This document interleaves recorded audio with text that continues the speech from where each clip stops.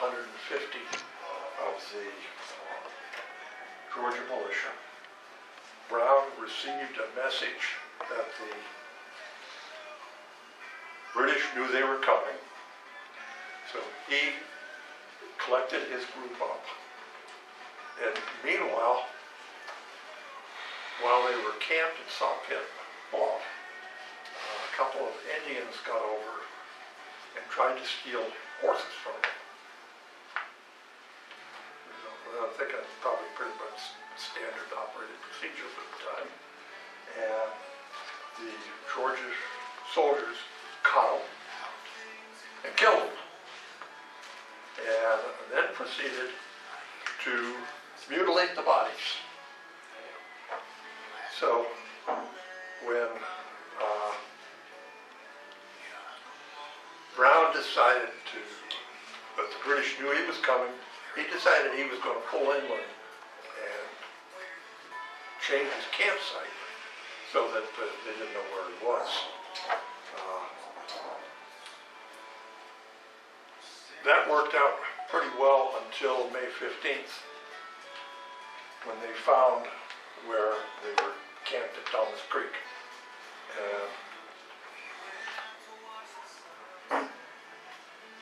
The British came up.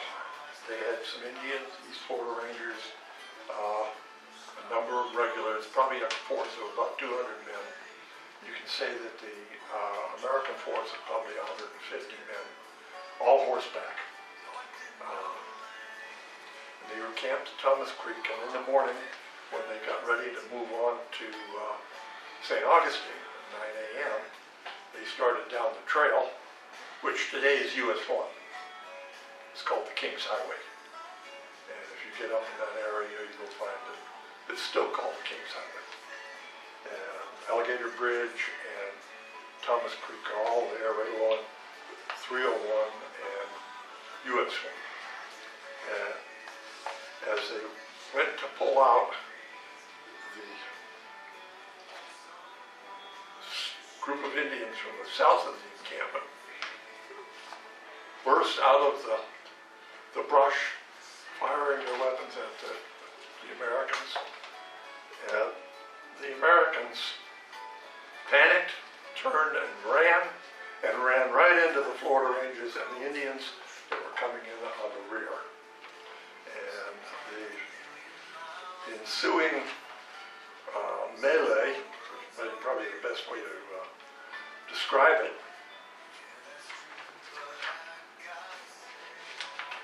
devolved into the Americans losing roughly 8 dead. They don't know how many. Some say 6, some say 9. 8 dead. 2 or 3 wounded. 34 captured. That's pretty solid. And maybe 50 of them, 150 made it back into Georgia. The soldiers were taken to St. Augustine and put under guard by the Indians and the Florida Rangers. The Indians were very irritated about having 2 of their members mutilated and killed by the American forces. So what they ended up doing is that the Americans tried to escape. And the estimate is that the Indians killed 34 of them. The only 2 survivors that made it out of the capture were the 2 officers, Brown and one of his lieutenants, that happened to be in the command tent of Major Prost, who was the British commander, and he kept them alive. The others were massacred, and they really don't know how many of them actually were killed and how many of them actually got away. But I've never seen a clear record of the number of people that made it back to Brunswick, Georgia, which is where they left from originally. And as far as I know, none of them did. And they either were killed in the swamp, as they tried to escape, or the Indians got them over the next 2 or 3 days. Albert, who was the commander of the Continental Forces, made it to Salt Head Bluff. And when they came in and docked, put the forces on land, they had about 400 Continental. He learned that he was 2 days late. The battle had occurred 2 days earlier. And he decided that it wasn't a good idea to stay there. So he packed all his men back on and sailed back to Savannah. But the Georgia people were just crushed by the Indians and the Florida volunteers. Okay. The following year, they had Alligator Bridge, which no longer exists.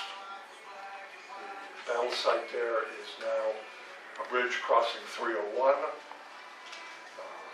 There is a historical marker there. And that was the end of the Continentals trying to take over Florida. And I don't think they managed to get through the British forces at Fort San Marcos in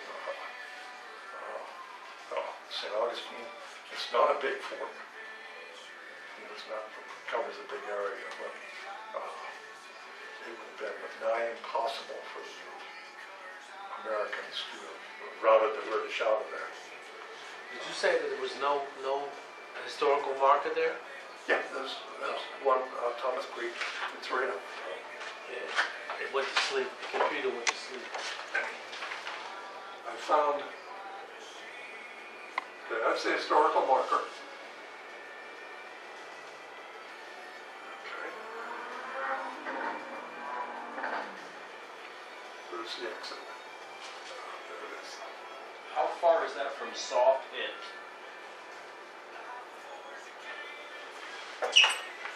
Probably 10 miles. It's not that far. I mean, it's right by US 1 and Saw Pit.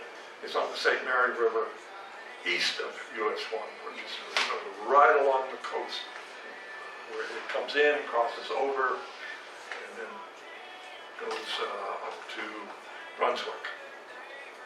I think 301 also was different. The two roads are either parallel or overlap each other. The only pictures that I could find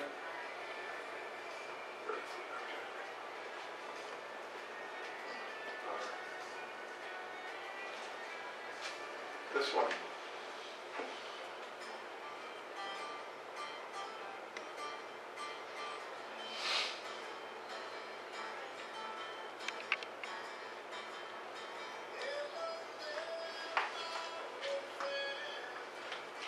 To show the trying to fight back, and then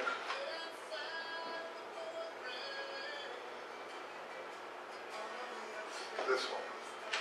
Both are paintings.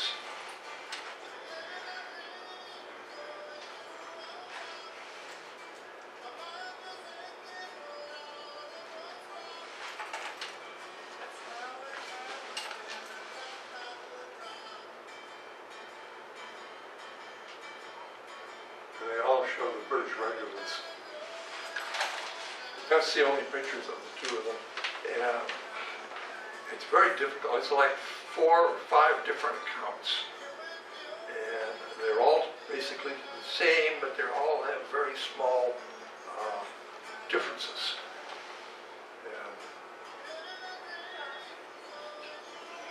the only thing that they all agree on is the Americans got whooped really bad. And do anybody have any questions? Did I do that well?